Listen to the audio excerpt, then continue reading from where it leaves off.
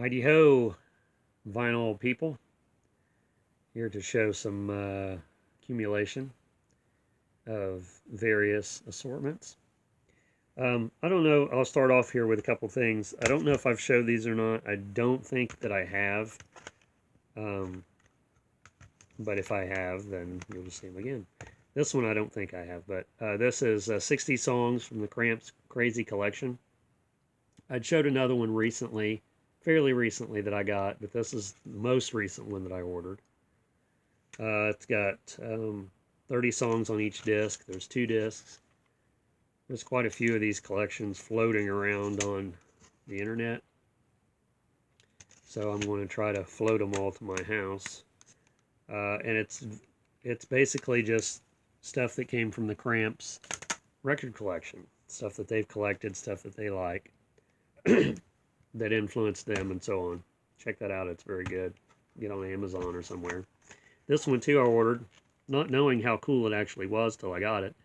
Halloween Nuggets, Monsters 60s a Go-Go. This one's 3 CDs, and it's, I think, 99 tracks altogether. I think I did show this one, but I looked for it on a video before I made this video, and I didn't see me showing it on anything recent, so I just assumed that I didn't. But anyway, ordered this, and it's really awesome. I mean, it has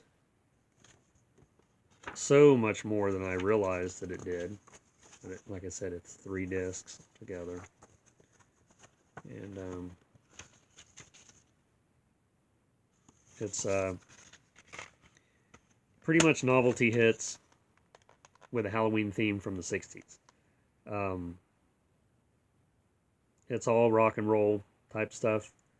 Some of these on here were songs that you might recognize from other things, but that's well worth picking up. It's a decent price too. And one more CD, or 2 more CDs. This one I picked up recently at a Goodwill. Black Sabbath, The Eternal Idol.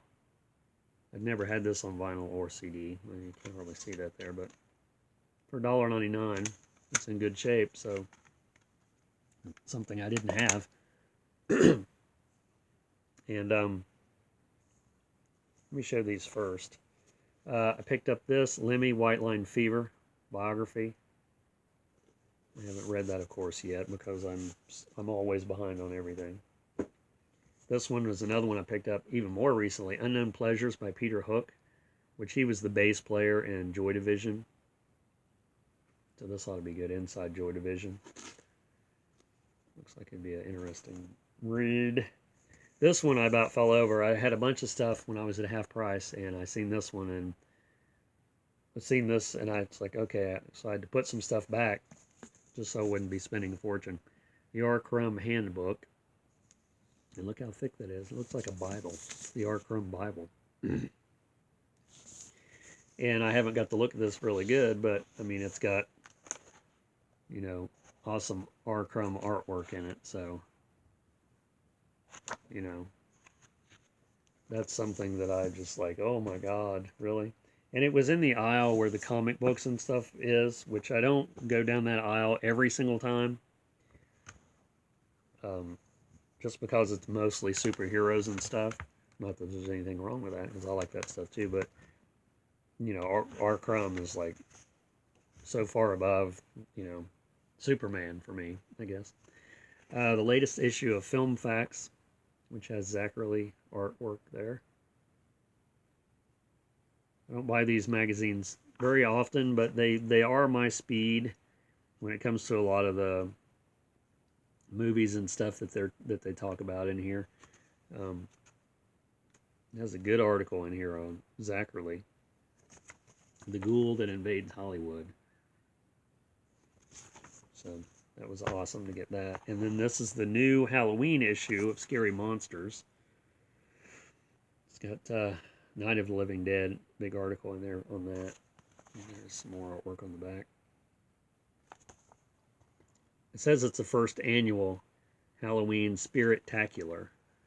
So I would think for sure they would have had a Halloween issue before now, but It's got the Wolfman in here. This is another magazine that's definitely my speed.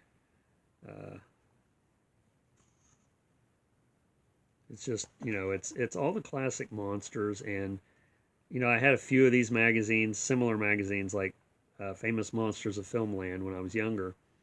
And when I flip through these magazines, I see stuff that reminds me of that. It's like, oh my God, I forgot all about that.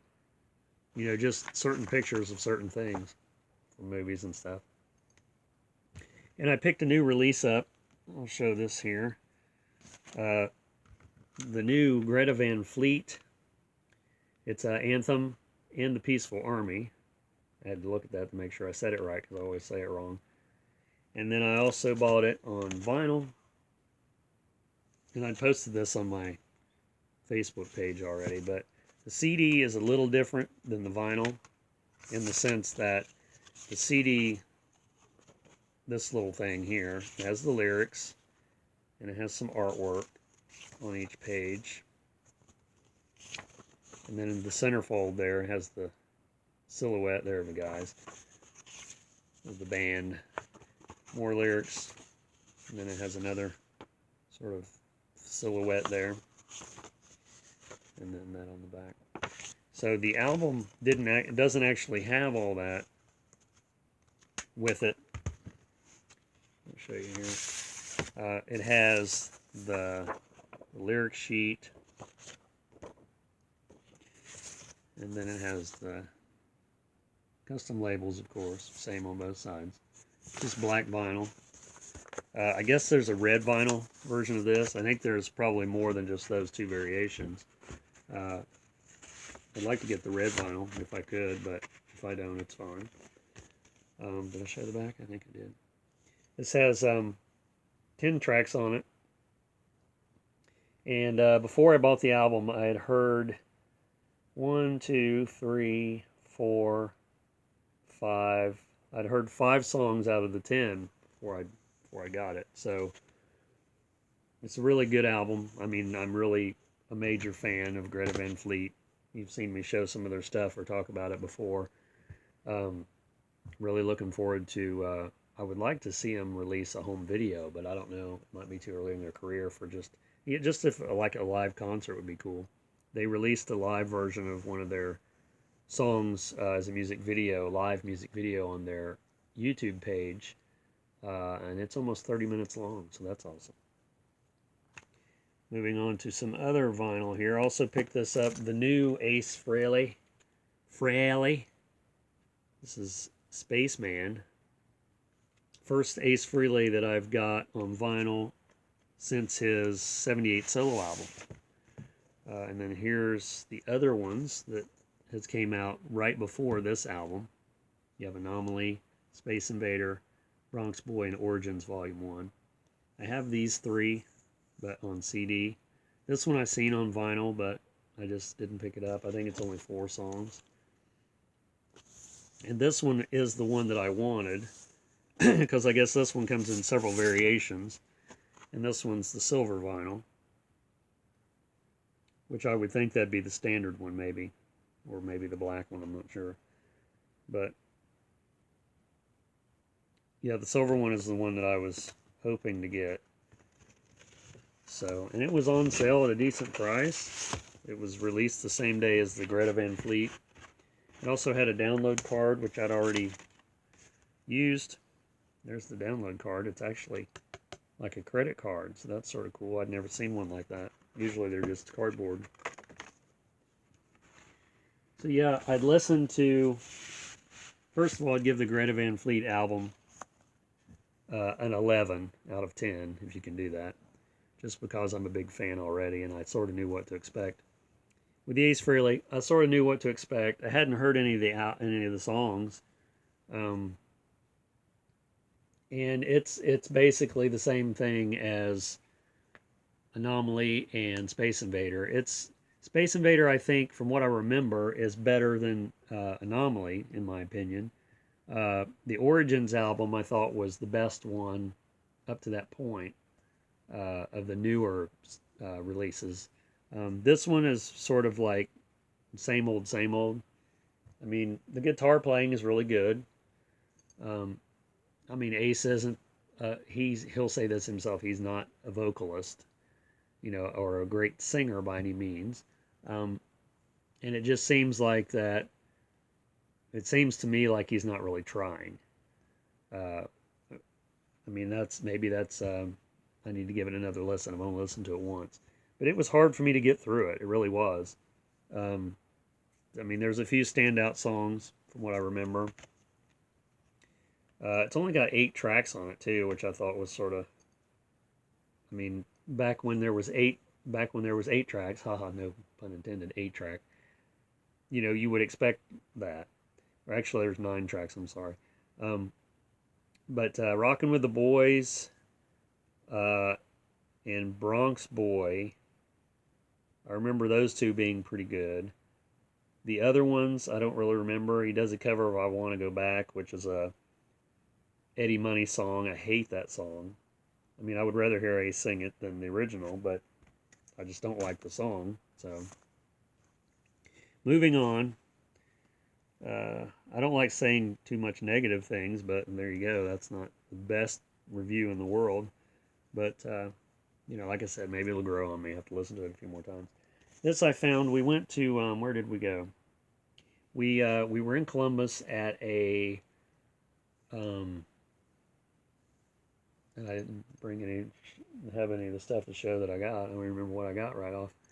Anyway, it was a dark market in Columbus, and they had like occult things and uh, ritual, paraphernalia and weird, crafty things and stuff.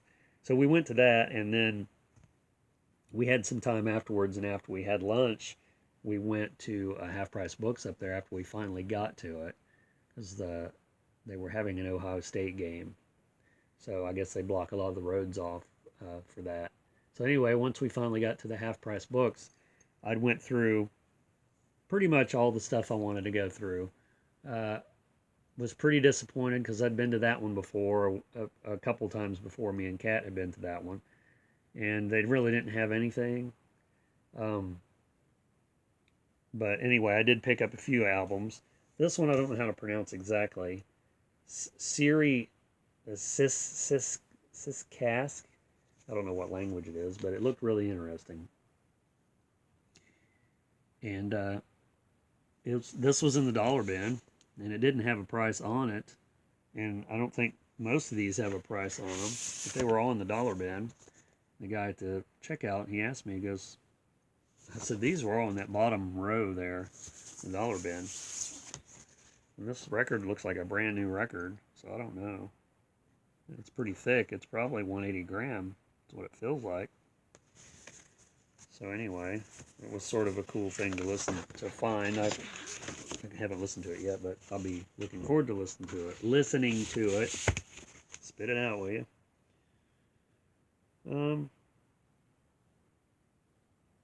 But it has this is 2012.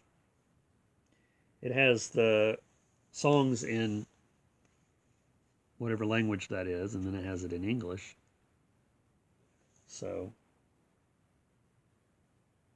Universal Music. That ought to be interesting. And then I picked this up, Phase 4 record, Ronnie Aldridge, Close to You.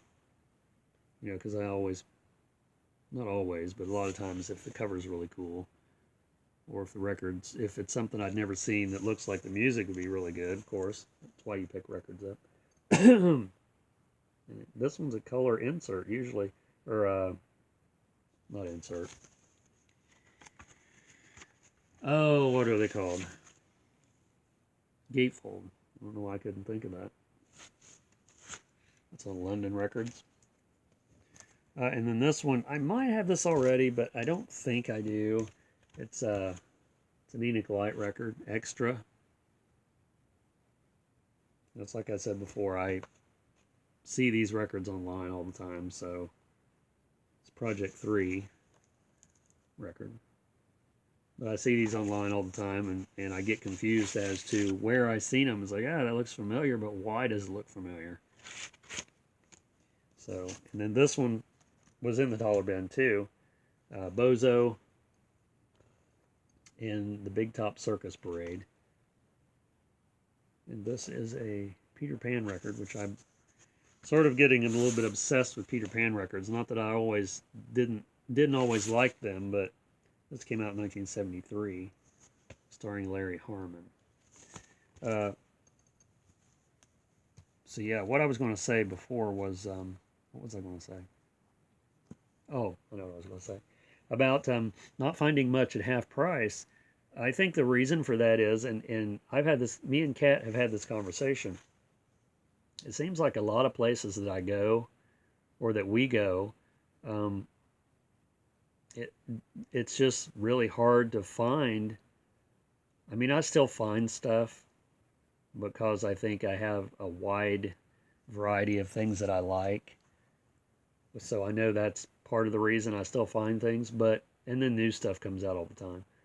But overall, I hate to say I have everything because I know that's not true, but I do feel like that from time to time. I feel like that I see the same thing over and over, whether I go to a thrift store, if it's half price books, or, a lot of times it's just the same thing. And it's not stuff that I don't want, it's just stuff that I already have. It's like I'll go to a record store and I go look under the B's. I know uh, I'm going to find the Beatles, and I'm going to find Blue Oyster Cult, and there's going to be, the usual stuff that's there, and very rarely is something jump out that I'm not expecting.